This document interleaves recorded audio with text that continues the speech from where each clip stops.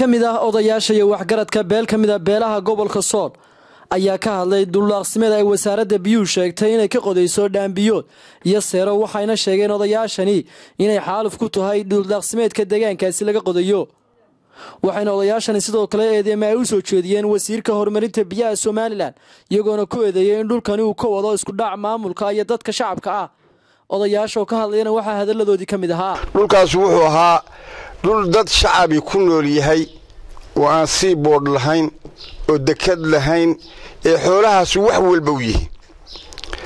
waa ku noolaayeen ilaahba garto sidoodaas ku dhaqnaayeen waa dhul xoolo daaqeena Soomaalina cidaan u baahan oo imani ma jirto sidaan ognahay 7 ceel baa laga qoday magaalada koonayaasheeda dawladda dhexe Soomaaliya maanta bururtay iyo maanta ka dhex wal qoray ceelasha sufur biyo ceel ka soo baxay lama cabo waxaanu go'aansanay isla garanay diyaarna u nahay aan isku khilaafsanayn dadka hadlayaan noocaan idin sheegay yahay guurtidii reerka uqaashi reerka waxgaradkii reerka iyo cidii nolol danaynaysa inaan biyaha dambe la qodin oo laga dhex qodo xoolihii dagaankii markii laga xidhay ama xurfad laga sameeyo biyihii laga xidhay ama ceel laga qodo goobaankii lootay waxa soo baxaysa meesha deyn dhibaato ka timaado waxaana aad u sahlaya maamulka gobolka aad u sahlayo fuudeeya arinta fuudeeya waxaana wasiirka arrimaha gudaha leena hawsha maamulka gobolka dalka wuxuu ku hayaa dhib fara badan buu ku hayaa xoolo daaqeen baa la yiraahdaa xoolaha loo daayaa waa xoolahii waa dhulkii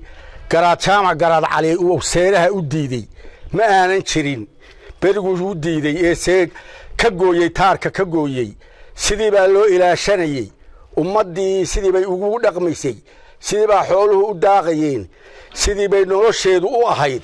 waxaan leenahay waxa soo baxay dad u jeestay dhulkii xooluhu daaqayeen baa soo baxay oo dooxadii iyo jeexii iyo hadii ilaahay ku ruuyay meeshii xooluhu wax ka cunayeen u jeeda oo ama beer baan ka dhigayaa ama biyaan ka dhigayaa ama aan midnaba aan yaa soo baxay oo soo jeestay arladii oo halkan ka cadaynayna jaamac siyaadalkiisa inaan nina ku maamuli karin wasiirna ku maamuli karin kala soo diray isqaadqaadayna waxba ka ahayn ama duudad kala qalo ama dameero soo raro ninka la yiraahdo inuu baniye sheegta hadii intuu aabihi aamini waayay koore sheegta hebel koore aabi waa naqana waa hubani ha sheegta aabi tala waa u taala talax bay taal la saanood bay taal maalin walba qoora weynayaal dhaamka aad isku sawirtay daryeelo iskaga sawirtay dhagxayaad iskaga sawirtay gambadhe iskaga sawirtay wallahi ka talilmays waxna ka qaban mays runtaan ku sheegay dhaamamka la qodayo jinna ka caba wax kale looma qodo meeshu nugaal baa leeyahay meel walba biya ka burqanaya magaalada gobolka Laascaanood iyo golay yeedhay inta u dhaxaysa 7 ceel oo mid walba dadka loo khiyaameeyay oo la yiri dalka iyo dadka dani ugu jirta maalintii la qodayna aan dib loo arag oo la qoday mid walba 100 kilomitir dushiisa la ootay nina qafil ku jibiyay kina lacag saxambaarto maalintii ciidigu dambeysay baa jirta oo far badan dhaamamka hadir la qodayo la soo kordhin maaya wax macnaa kuwii horena waxyeelo waxaan ma tarin dawladii hore uu silaayo hogaamin jiray gobolada barigu waxay ka taban jireen wax qabad la'aan waa ku xil qabnay tan hadeertii waaba ka sii dartay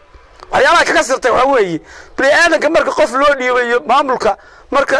gobolka Sool kale loo dhiibayo dad loo dhiibayo aqoon baa la isticmaalaa qof ka yimi baadiye amaan maadi iyo diin aqoon hadii noo soo diro wixii kharibaad bay keenayaan qaarna waa banagu ilowdo waxay ahaayeen ku rajiimkii hore oo soo sidii noo fadhiya biyaha ee hadda yimi iya tii uu dhigay ee taleex waa taqiiqaysa maanta isaga dhigay isaga aan waxba iska hubin buu taleex isagu u diray ciidan iyo niman jidka loo galay xabadii maantii ka dhacday waa taqiiqaysa haddana